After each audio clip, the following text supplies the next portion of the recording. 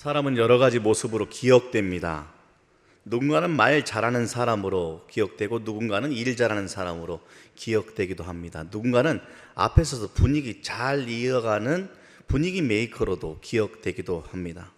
여러분들은 누구를, 어떤 사람을 오랫동안 잊지 않고 기억하고 계십니까? 종종 생각나는 사람, 생각만 해도 마음 따뜻한 사람 혹시 있습니까? 가만히 생각해보니 오랫동안 기억에 남는 사람은 말, 일, 분위기 잘 이끄는 사람이 아니라 다른 종류의 사람이더군요.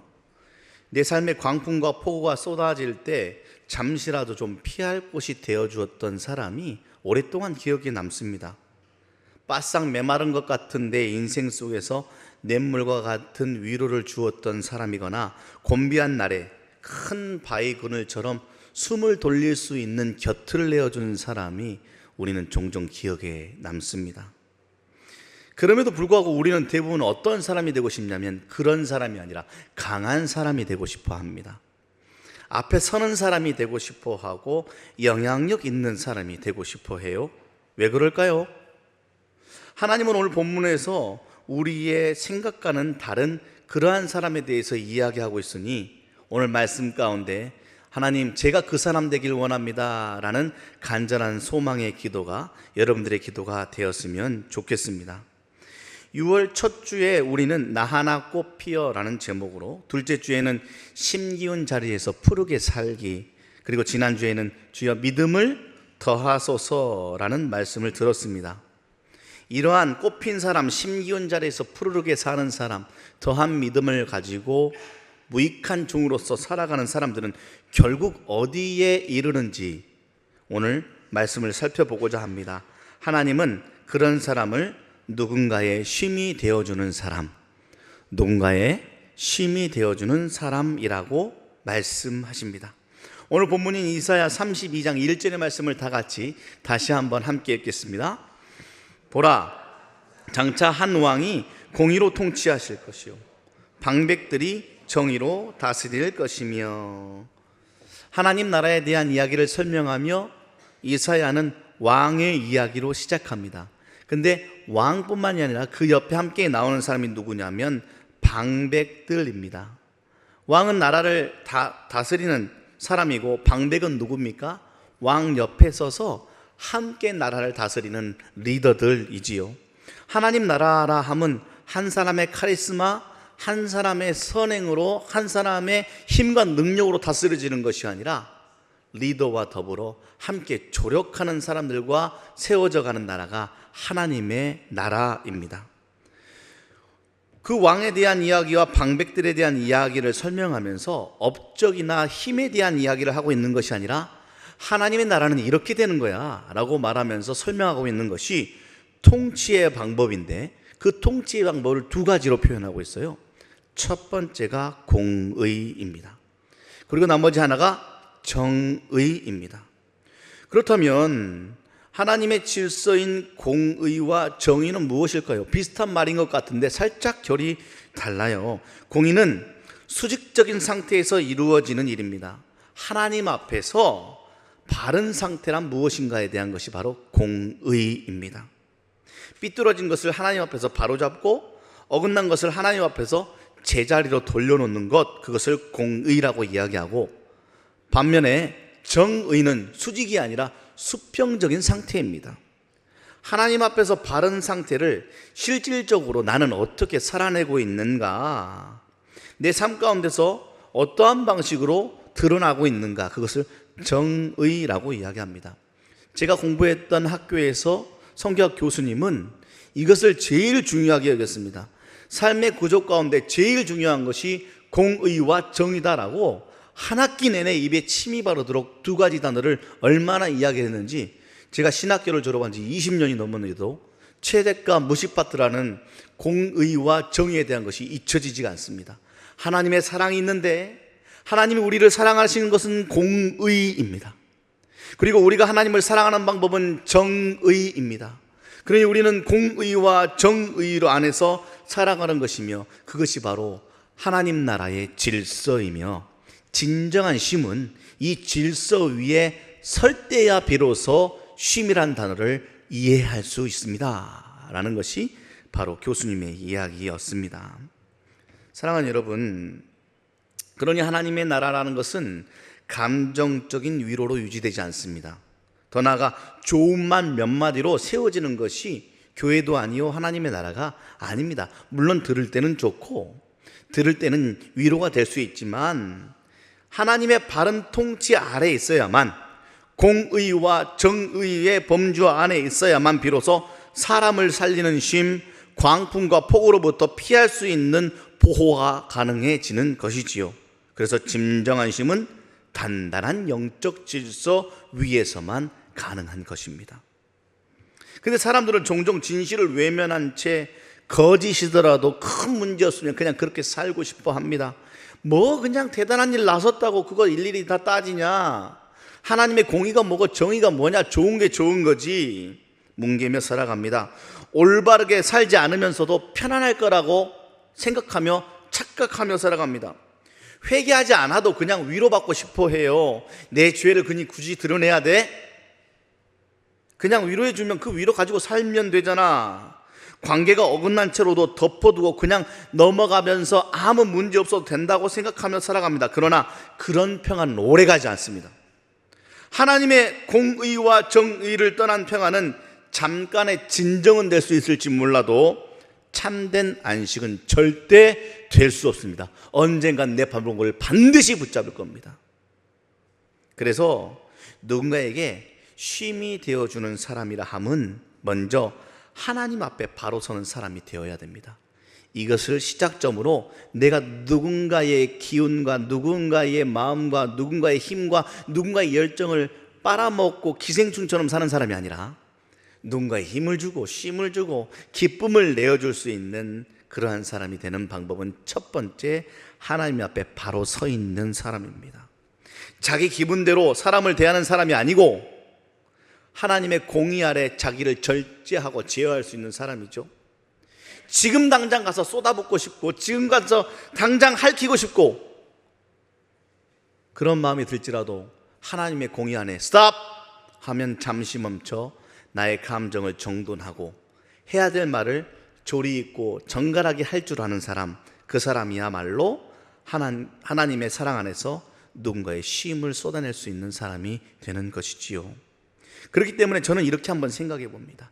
누군가의 쉼이 되는 사람은 먼저 자기 안이 정리된 사람이다라는 것이죠. 하나님 앞에서 자기의 모습을 계속 비추어보며 아, 내가 이럴 때 화가 나는 사람이구나, 나는 이럴 때 민감한 사람이구나, 그럴 때 이러니 내가 하나님의 공의와 정의 앞에서 내가 이런 부분을 잘 정돈하여 누군가와 관계해야지, 이렇게 일을 처리해야지, 그렇게 자기 감정보다 내 욕심보다 하나님의 뜻을 더 중요하게 여기는 사람, 자기 안이 잘 하나님 앞에서 질서 있게 정리된 사람, 그 사람의 품은 안전합니다.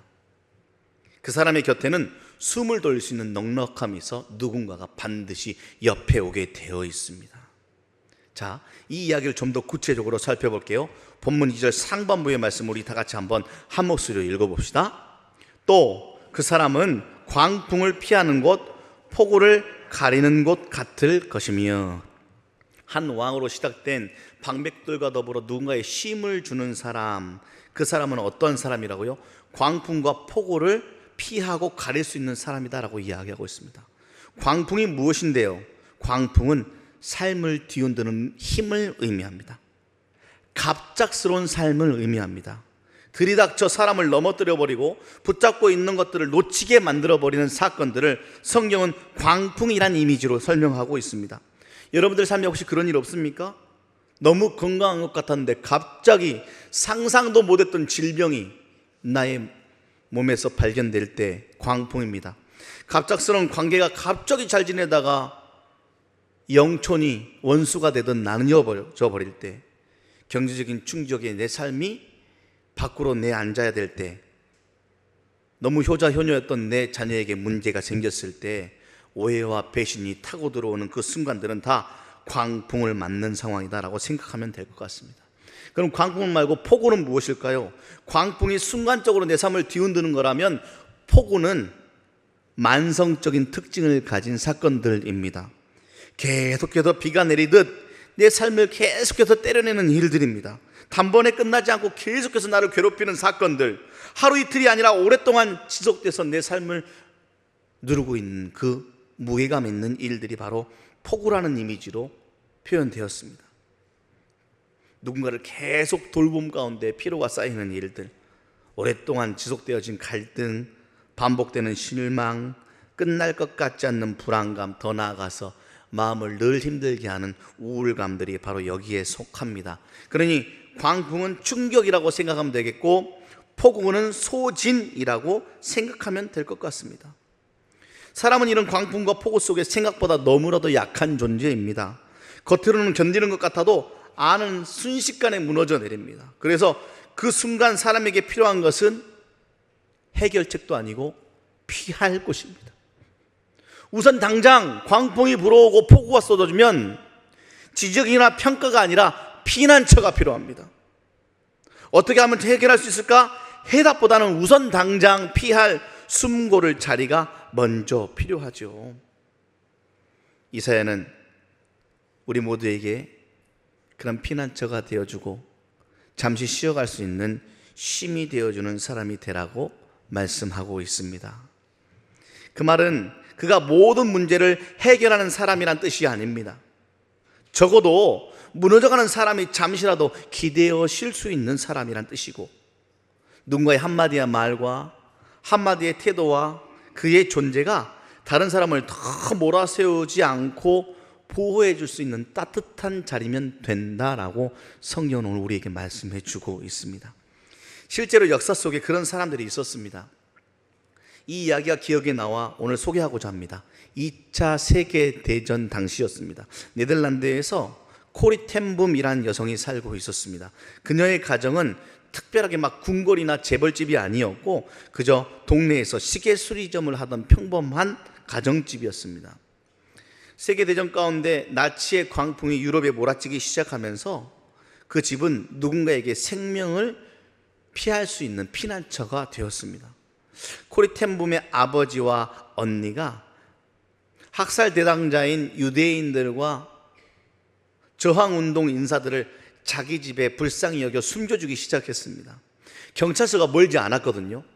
그럼에도 불구하고 발각되면 가족이 모두 어려움에 처할 것을 감당해내 가면서까지도 그들은 멈추지 않고 죽을 사람들을 숨겨주는 일들을 했습니다. 그들에게는 한 가지 분명한 믿음이 있었기 때문에 그랬어요. 무슨 믿음이냐면 하나님이 사랑하시는 사람을 외면할 수 없다라는 믿음이었습니다. 그래서 사람이 한둘에서 더 많아지기 시작하니까 비밀 공간을 만들었습니다. 급습 경보가 울리면 아무도 없는 듯 피할 작은 은실처를 집안에 만들어내기 시작했습니다.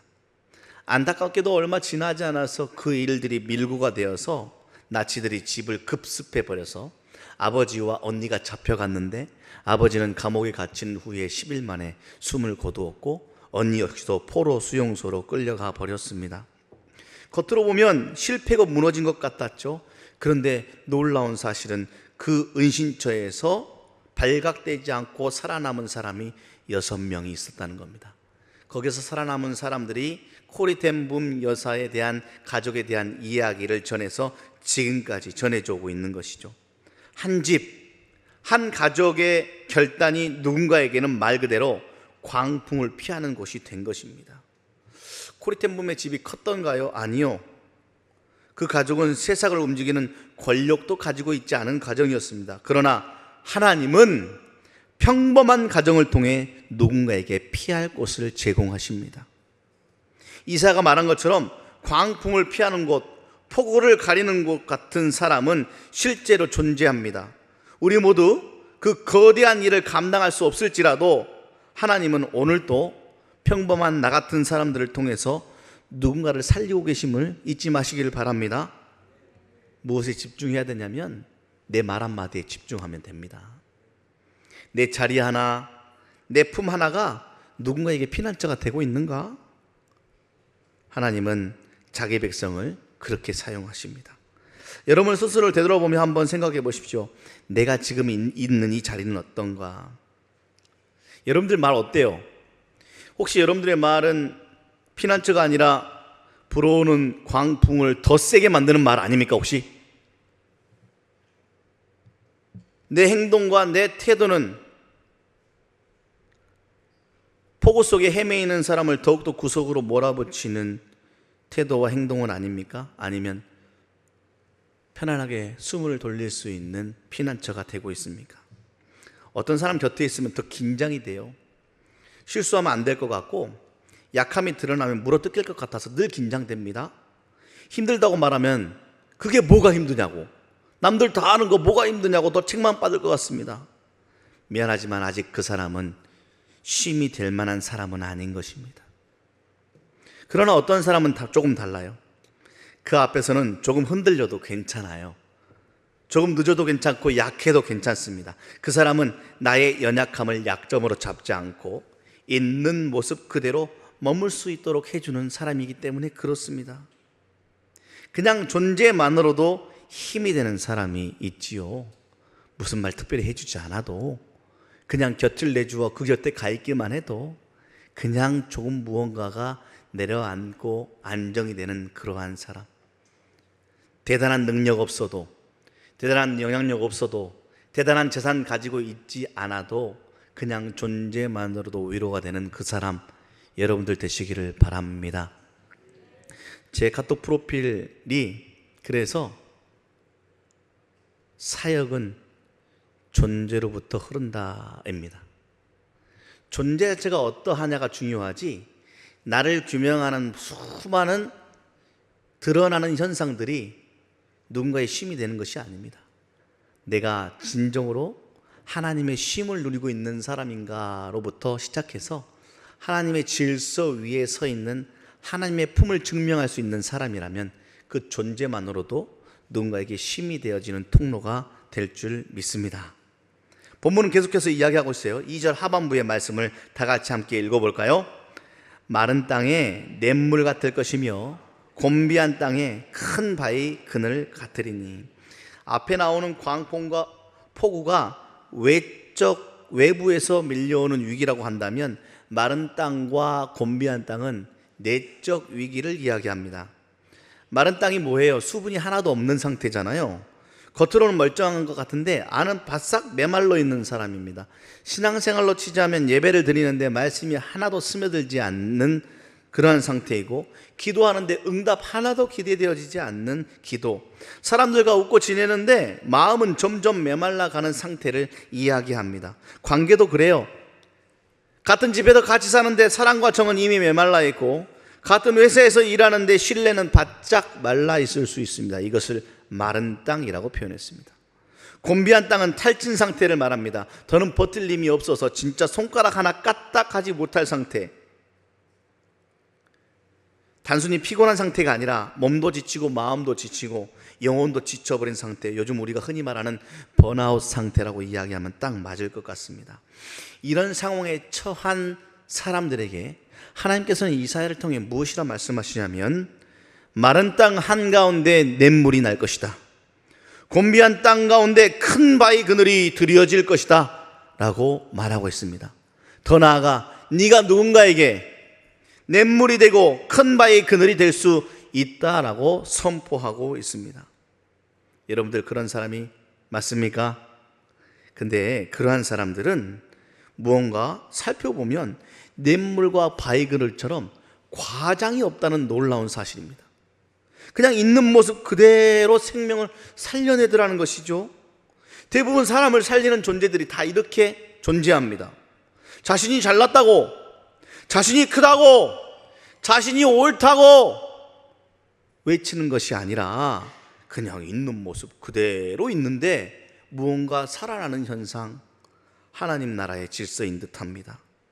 앞에 나서서 빛나는 사람이 아니라 곁에 있는 것만으로도 다른 사람의 삶을 조금 더 덜 메마르게 하고 조금 더 덜 지치게 하는 그러한 사람이 바로 누군가에게 쉼을 주는 하나님의 사람이지요. 2009년도에 지금의 주사랑 공동체의 이종남 목사님은 추운 겨울 새벽에 대문 앞 생선 박스에서 놀라운 것 하나를 발견합니다. 갓난아이였습니다. 이 사건을 이후로 서울 관악구에서 주사랑 공동체를 중심으로 이종남 목사님이 베이비 박스를 시작합니다. 이런 일들이 사회적으로 여러 가지 논쟁이 있었습니다. 그러나 적어도 한 가지는 분명합니다. 벌어질 위기 속에 놓인 아이들에게, 그리고 절망의 끝에 아이를 안고 온 엄마들에게 그 장소는 하나의 냇물이었고 커다란 바위 그늘이 되었다는 것만큼은 확실합니다. 완벽한 해결을 주지는 못해도 최소한 완전한 파멸로 떨어지지 않도록 막아주는 자리가 되었습니다. 하나님은 우리에게 그런 자리를 말하고 계십니다. 오늘 말씀은 그 말씀을 내 사람 마음을 끌어당겨 보면 제가 여러분께 한번 질문해 볼게요. 여러분들은 정말 누군가에게 쉼을 주는 부모입니까? 여러분들은 좋은 성도입니까? 여러분들은 곁을 내어주는 리더가 맞습니까? 말이 많은 사람, 눈에 띄는 사람, 반드시 카리스마가 있어야 좋은 부모, 성도, 리더가 되는 것이 아닙니다. 정말 귀한 사람은 그로 인해 곁에 있는 이들이 조금이라도 덜 메마르고 덜 지치고 덜 무너지게 되는 사람을 말합니다. 여러분들 한번 점검해 보시죠. 나로 인해 저 사람이 조금이라도 좀 위로를 받고 쉼을 얻고 있는지, 아니면 내가 가는 곳곳마다 그곳이 바싹바싹 메말라가고 긴장되어지고 내가 가고 나면 하는지 한번 물어보시길 바랍니다. 다시 한번 1절의 말씀 보시겠습니까? 보라, 장차 한 왕이 공의로 통치하실 것이요 방백들이 정의로 다스릴 것이며. 냇물과 큰 바위 그늘을 만들어가는 본문의 한 왕은 궁극적으로 오실 메시아 예수 그리스도를 향해 열려있던 말씀이었습니다. 공의로 통치하는 왕, 정의로 세상을 바로 세우는 왕, 그 통치 아래에서 사람을 살리는 제자를 양성하는 왕, 바로 예수 그리스도입니다. 그러니 누군가에게 쉼이 되어주는 사람은 단지 성격 좋은 사람이 아니라 예수 그리스도를 닮아가는 사람입니다. 예수님 어떤 분이셨는데요? 광풍을 잠잠케 하신 분 아닙니까? 예수님 어떤 분이십니까? 목마른 자에게 생수를 주신 분 아닙니까? 예수님 어떤 분이시에요? 수고하고 무거운 짐진 자들아 다 내게로 오라, 내가 너를 쉬게 하리라 말씀하신 분이십니다. 그리하여 그를 위해 가장 높은 곳에서 가장 낮은 자리로 내려오신 분이 바로 예수님 아닙니까? 예수님 닮아가는 여러분 되시길 바랍니다. 위에 서는 것이 아니라 곁이 되어주는 사람이 바로 예수님 닮은 사람입니다. 리더가 되기 위해서 누군가를 막 두리뭉실 눌러가는 사람이 아니라 누군가의 옆에 그냥 기대어 설 수 있도록 서주는 사람, 그런 리더가 예수님 닮은 사람인 것입니다. 사랑하는 여러분, 6월의 주일 설교들 한번 모자이크 조각 모두 기억해 보시겠습니까? 왜 한 사람이 꽃피어야 됐어요? 그 꽃핌이 자기만의 아름다움으로 끝나지 않기 위해서입니다. 왜 심기운 자리에서 푸르게 살아야 됩니까? 그 푸르름이 자기만의 안정으로 끝나지 않기 위해서입니다. 왜 믿음을 더 구하며 무익한 종으로서 낮아져야 됩니까? 그 겸손이 결국 누군가를 품는 자리로 나아가야 하기 때문에 그렇습니다. 하나님은 우리를 단지 자라게만 하셔서 우리 안에 가두시는 분이 아닙니다. 하나님은 우리를 자라게 하시면 반드시 그 자람과 성숙은 우리 안을 넘어 밖으로 쏟아지게 돼 있습니다. 예수님의 십자가 사랑이 그 현장에만 갇힌 것이 아니라 전 세계를 다 뒤덮었듯 하나님이 우리를 꽃피게 하고 푸르게 하시어 믿음을 더하시면 우리는 우리 안을 넘어 누군가를 쉬게 하는 그늘로서, 누군가를 가리게 하는 피난처로서 우리를 살게 하실 줄 믿습니다. 그러니 사랑하는 여러분, 예수님의 십자가 자리가 그랬듯 결국 다른 사람의 쉼이 되고 누군가가 살아나게 하는 생명의 숨이 되는 자리가 여러분들의 삶의 자리 되시기를 주님의 이름으로 축복합니다.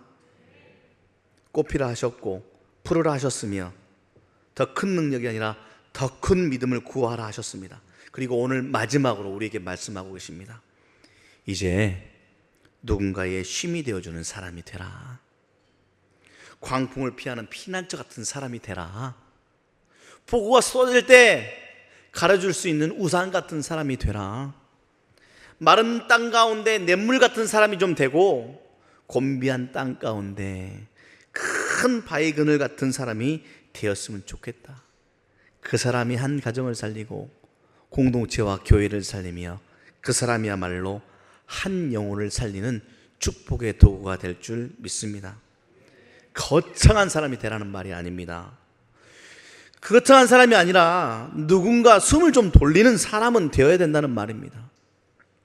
대단한 능력을 가질 필요가 없습니다. 하지만 내 곁에 사람이 조금은 좀 덜 외롭고 조금은 덜 메마르고 조금은 덜 무겁게 느끼게 하는 사람은 되어야 되지 않겠습니까?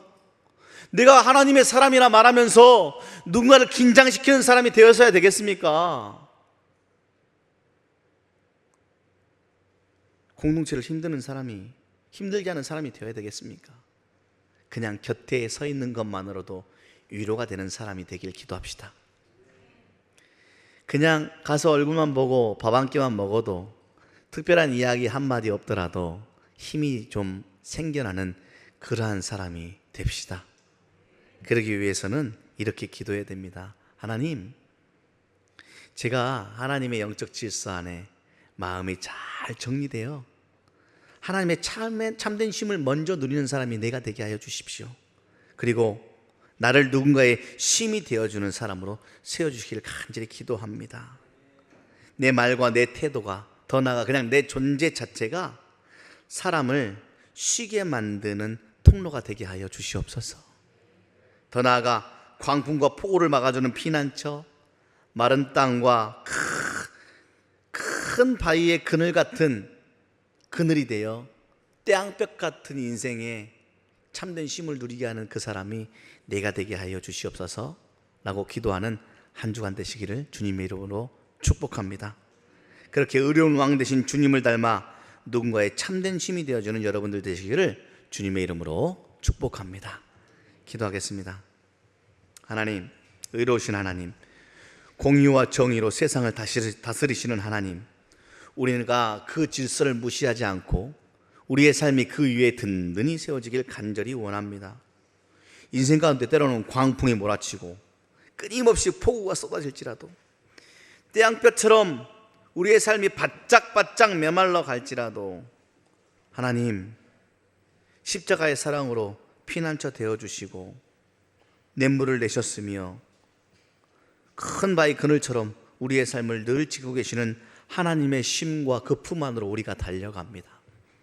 마음껏 누릴 뿐만이 아니라 우리 안에서 더 나아가 우리 또한 누군가의 쉼이 되어주는 사람 되게 하여 주시옵소서. 더 나아가 한서망 이름교회가 사람을 살리고 쉬게 하는 공동체 되기를 간절히 원합니다. 이 교회에 오는 이들이 정죄보다 은혜를, 메마름에서 생명을, 두려움에서 평안을 경험하는 귀한 교회 되게 하여 주시옵소서. 예수님의 이름으로 기도합니다. 아멘.